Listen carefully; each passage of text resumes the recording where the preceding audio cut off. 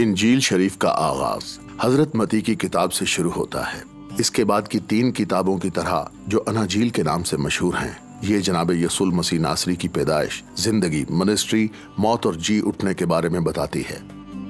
ये पहली सदी के आखिरी निस्फ हिस्से में लिखी गई। बहुत से स्कॉलर्स और मुर्रिखीन का ख्याल है कि इसे हजरत मती ने कलम बंद किया था, जो जनाब मसीह के शागिर्दों में से एक थे। हजरत मती काबिज रोमी इख्तियार के लिए कुफरनहूम के इलाके में टैक्स कलेक्टर थे। किताब मुक़द्दस के उस्ताद माइकल कॉर्ड हमें इसराइल यानी किताब मुक़द्दस की सरजमीन के सफर पर ले जाते हैं और हजरत मती के अल्फाज, वो अल्फाज जो जनाब मसीह की मसीहा के तौर पर शनाख्त को साबित करते हैं और जो इनकी पैरवी करने का इंतखाब करते हैं, उसके लिए इसका क्या मतलब है। जैसा कि हजरत मती की इंजील का 11वां बाब खत्म हो रहा है, जनाब मसीह अपने सामाईन को दावत दे रहे हैं कि वो उनमें सबत का आराम तलाश करें ताकि खुदा ताला के खादिम के बोझ से बोझल जुए को तब्दील करें। जनाब मसीह की पैरवी करने और सुनने वाले हुजूम के दरमियान फरीसियों का एक छोटा सा गिरोह था जो इस इंतजार में था कि वो कोई गलतियां करे ताकि वो जनाब मसीह को अपनी तशरीह के लिए जवाबदेह रखने की कोशिश कर रहे थे।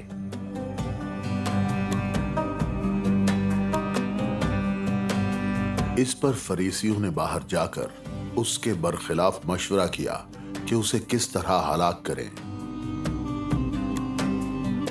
हजरत मती की इंजील के 12 बाब में वो इन मौज़ूआत में से एक की तरफ लौटते हैं जिसमें वो दिलचस्पी रखते हैं, और ये कि शैतान ने इब्तिदा से जनाब मसीह की जान लेने की कोशिश की। और 12 बाब में हम एक मंसूबा पढ़ते हैं। सिर्फ हजरत मती हमें मासूमों के कत्ल के बारे में बताते हैं कि उन्होंने जनाब मसीह को कत्ल करने की कोशिश में बैतलहम के मासूम बच्चों को मारा, कि उनकी मिनिस्ट्री के दौरान कई साजिशें होती हैं और फिर सीधे सलीब तक वो जनाब मसीह को जहर देने की कोशिश करते हैं। सिर्फ हजरत मती हमें ये बताते हैं। उनकी जान लेने की इस कोशिश के जवाब में हजरत मती कहते हैं कि जनाब मसीह बेअबान चले जाते हैं। वो अकेले रहना चाहते हैं लेकिन भीड़ उनका पीछा करती है। हजरत मती इस सब को किताब मुक़द्दस की एक पेशन गोई की तकमील के तौर पर देखते हैं। अब ये पेशन गोई यसाया बाब 42 से है और शबीह एक नर्म खादिम की है। खुदा ताला का नर्म खादिम जो कुछ ऐसा करता है कि अपनी नरमी के जरिए कि तमाम जंगें इंसानियत की बका में हासिल ना कर सकें, वो अदलो इंसाफ कायम कर पाया। हजरत यसाया एक नर्म खादिम की तस्वीर बनाते हैं जो बहस नहीं करता, वो अपनी आवाज भी नहीं उठाता है। एक झुका हुआ सरकंड जो बिल्कुल टूटा हुआ नहीं है, वो बहुत नर्म है, वो उसे तोड़ भी नहीं देगा।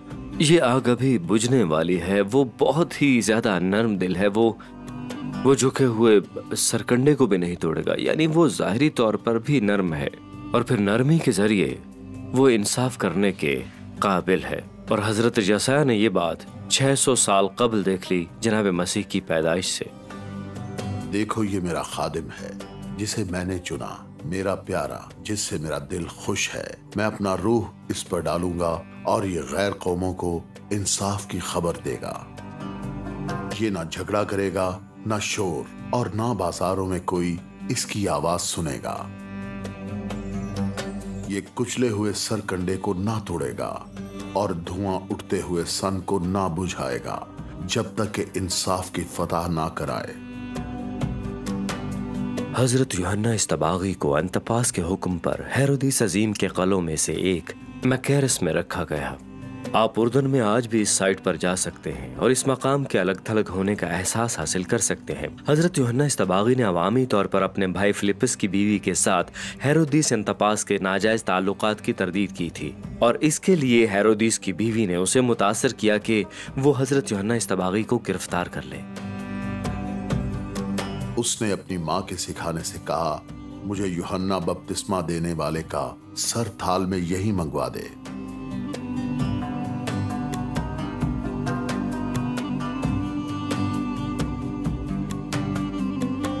हजरत मती की इंजील का बाब 14 एक और तन्हाई का दौर या एक ऐसा वक्त पेश करता है जब जनाब मसीह तन्हाई को तलाश करने की कोशिश कर रहे हैं।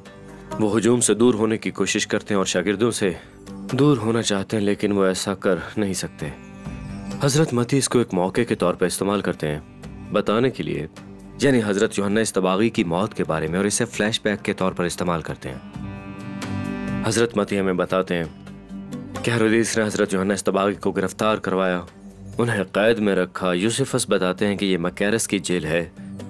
हजरत मती हमें बताते हैं ज़ियाफत के बारे में, ये हेरोदेस की सालगिरह है और ये एक बहुत ही गैर यहूदी ख्याल है, क्योंकि यहूदी ऐसा नहीं किया करते थे उस वक्त।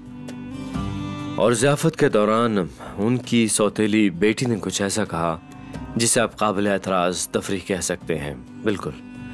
और हेरोदेस अपने गुस्से में उससे हर वो चीज़ का वादा करता है जो वो चाहती है। उसकी माँ ने उससे कहा है कि वो हज़रत यूहन्ना इस्तबागी का सर मांगे, क्योंकि उसकी माँ हज़रत यूहन्ना इस्तबागी से बिल्कुल नफरत करती है। और इस तरह उनकी ज़िंदगी एक अजीब व गरीब तरीके से ख़त्म हो गई। उनका सर काट कर एक नाचती लड़की को दे दिया गया। और जनाब मसीह अपने कज़न के मातम के लिए बेअबान में जाते हैं। लेकिन मैं ये भी सोचता हूँ कि क्या वो सिर्फ चंद हफ्तों में यरूशलेम के अंदर किसी खास चीज के इंतजार के बारे में सोच रहे हैं? और जो कश्ती पर थे उन्होंने उसे सजदा करके कहा, यकीनन तू खुदा का बेटा है।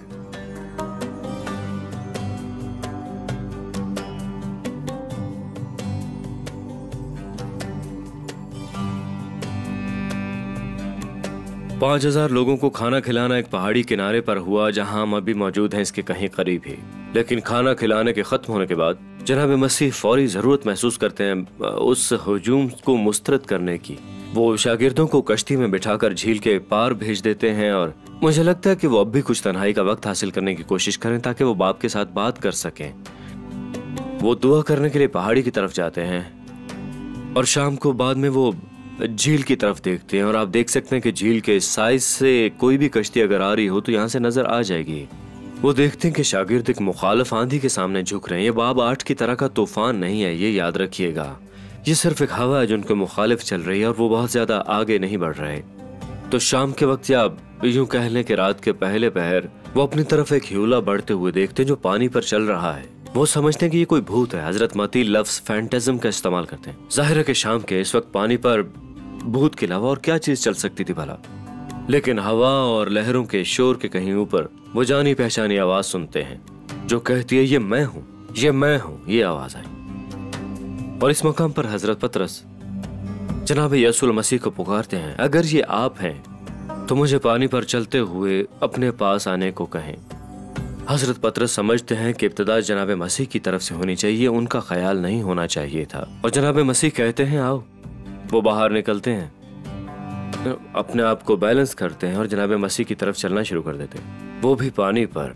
जब उन्हें एहसास होता है कि वो कशिश शकल को हरा पा रहे हैं तो ये काफी डरावनी चीज है, तब वो डूबना शुरू हो जाते हैं और जनाब मसीह फौरन वहां पहुंचते हैं, उनको हाथ से पकड़ लेते हैं।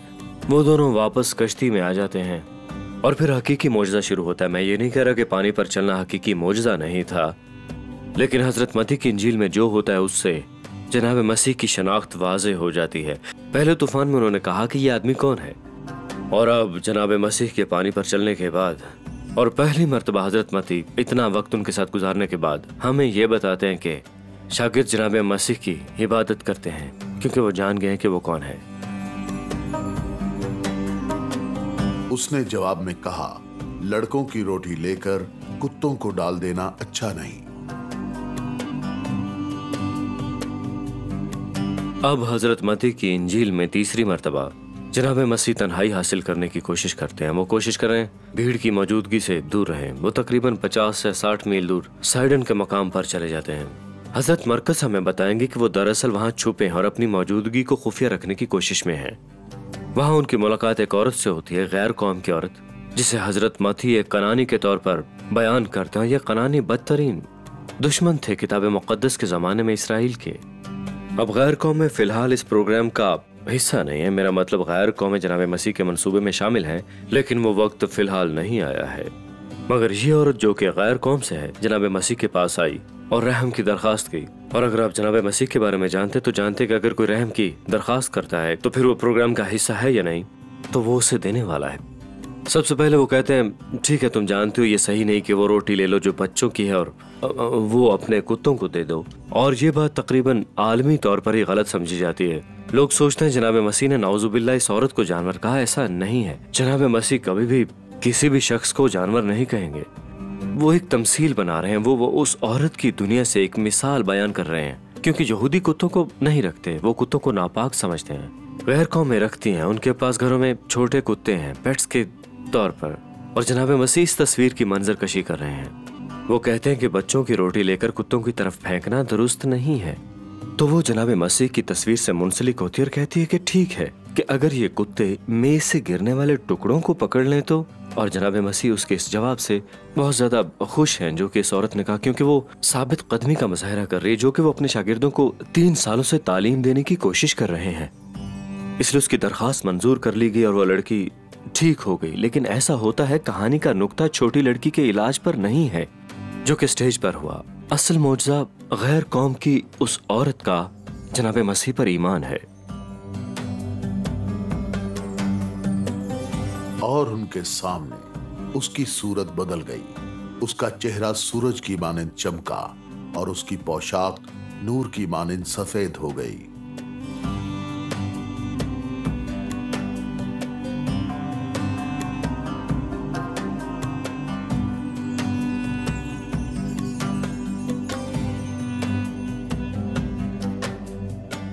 तमाम बयानात में हजरत पतरस का एतराफ तब्दीली से पहले आता है और ये वाकई बहुत ही अहम है, क्योंकि ये तब्दीली कोई सबूत नहीं है।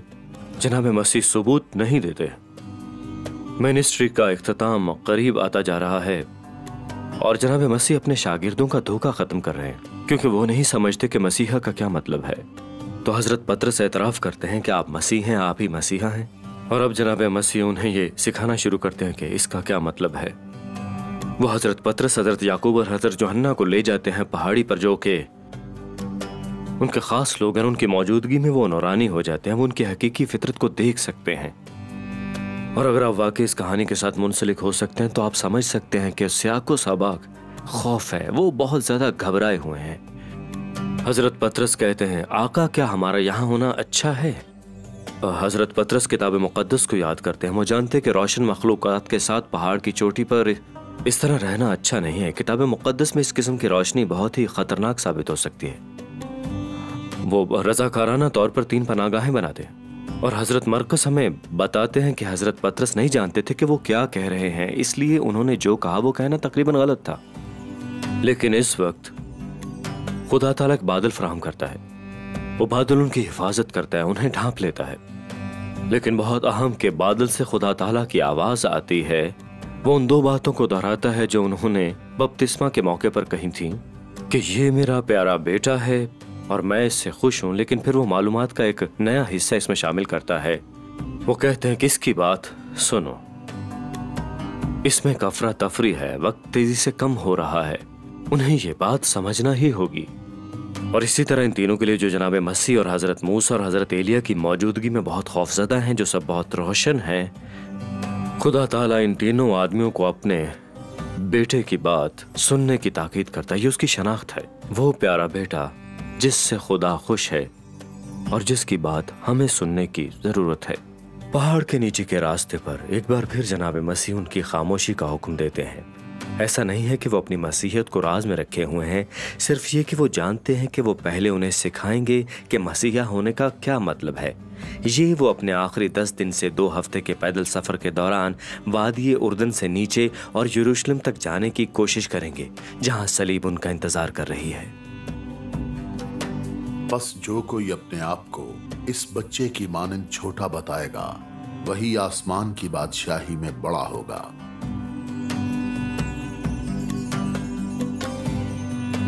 हजरत मती की इंजील का बाब 18 तूफान से पहले की खामोशी है।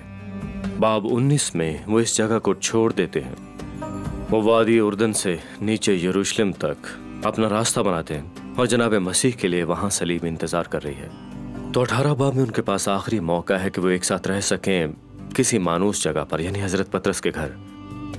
और जनाब मसीह बादशाही के बारे में इतनी बातें करते रहे कि शागिर्द उनसे पूछते हैं कि, जो कि काफी अच्छा सवाल है, बादशाहत में कौन सबसे बड़ा होगा? तो जनाब मसीह ने शुरू से ही इसको एक उलट बादशाही के तौर पर पेश किया था।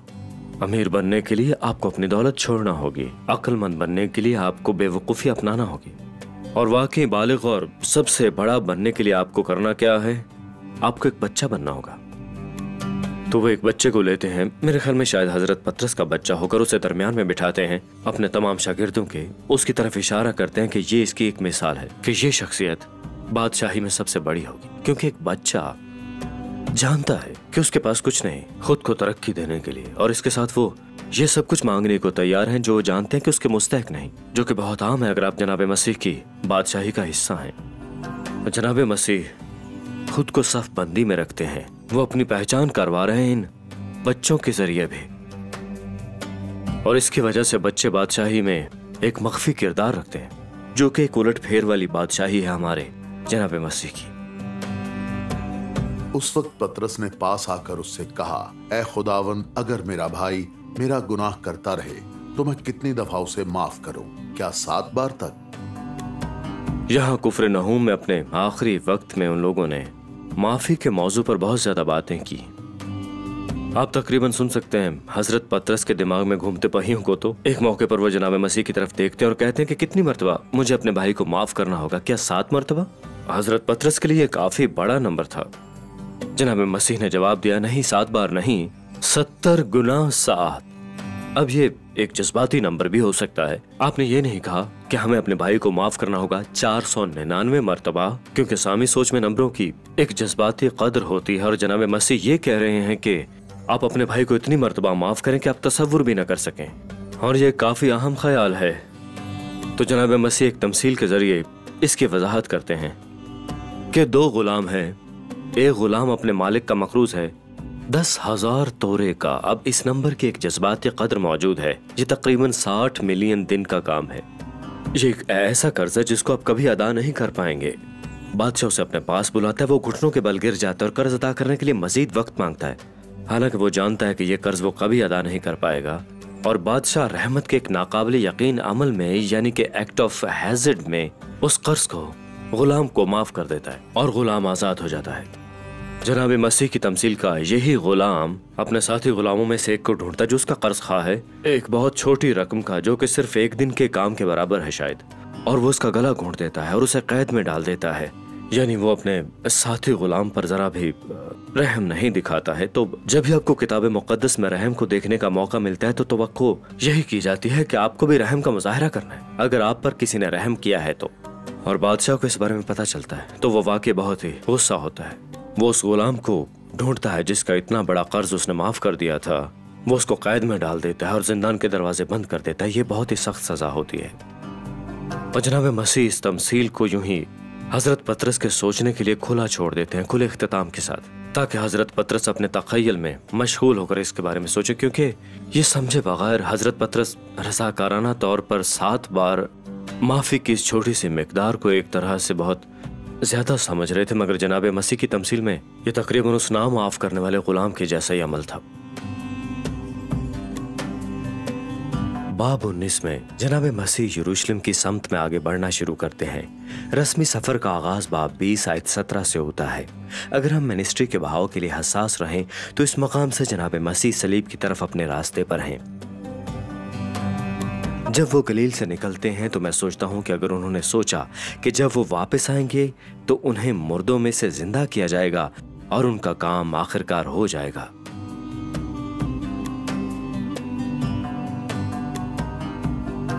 बस वो 2 नहीं बल्कि एक जिस्म है, इसलिए जिसे खुदा ने जोड़ा है उसे आदमी जुदा ना करे।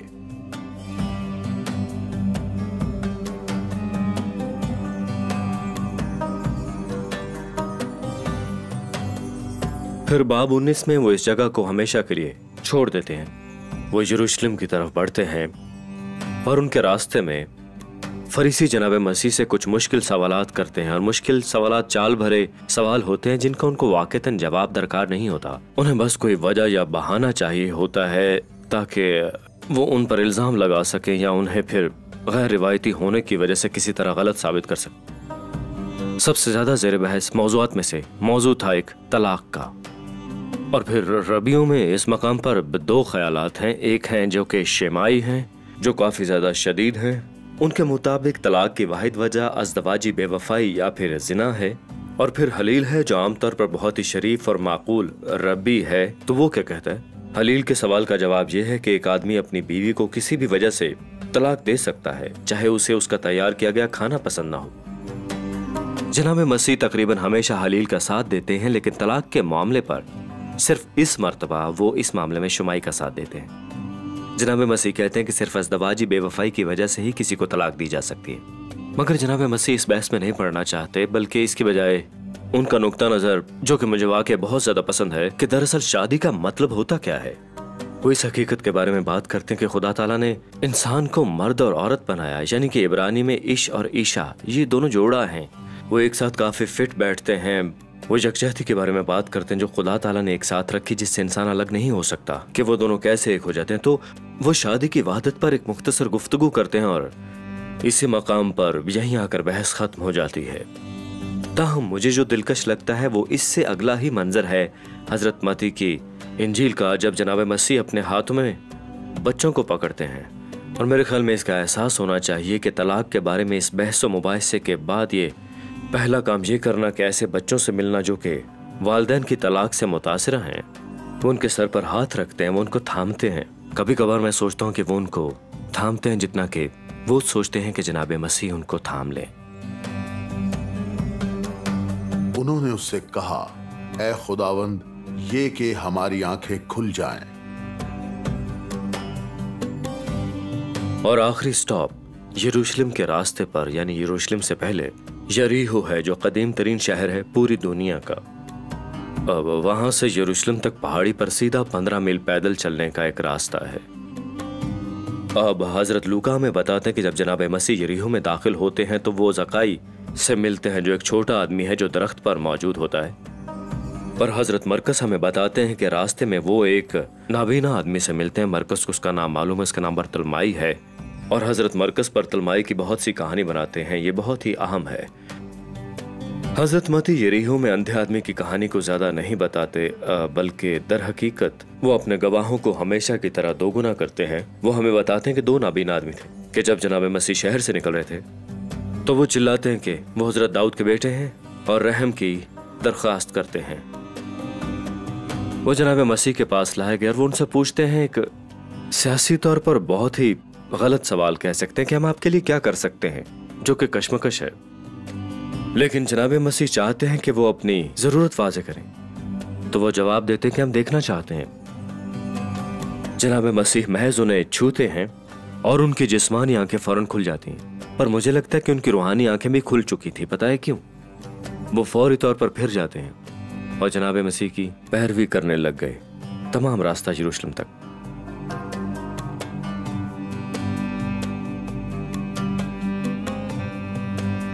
अपने सामने के गांव में जाओ, वहां पहुंचते ही एक गधी बंधी हुई और उसके साथ बच्चा पाओगे, उन्हें खोलकर मेरे पास ले आओ।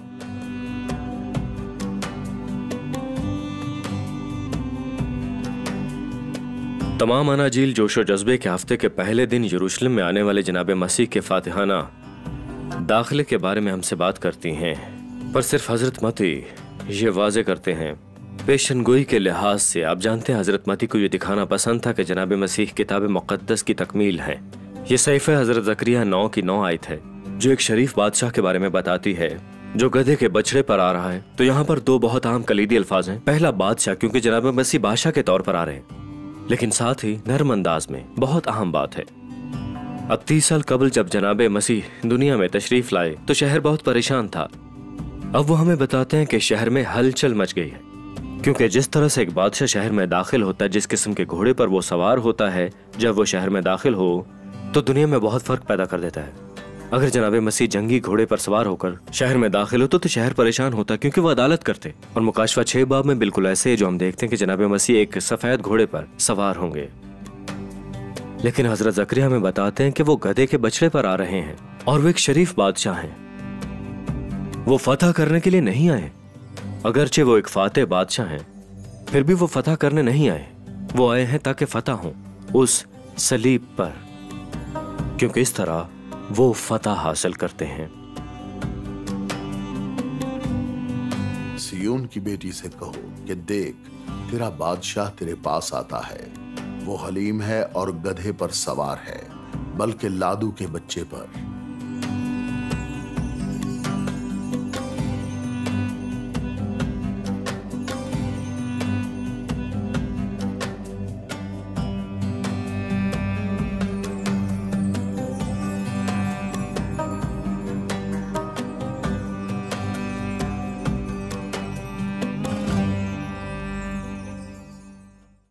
अजीज नाजरीन, इस वीडियो को देखने के बाद अगर आप इंजील शरीफ का मुफ्त नुस्खा हासिल करना चाहते हैं तो हमें अपना मुकम्मल पता बमा मोबाइल फोन के अरसाल कर दें। हम पूरी कोशिश करेंगे कि आप तक इंजील शरीफ का मुफ्त नुस्खा पहुंच जाए।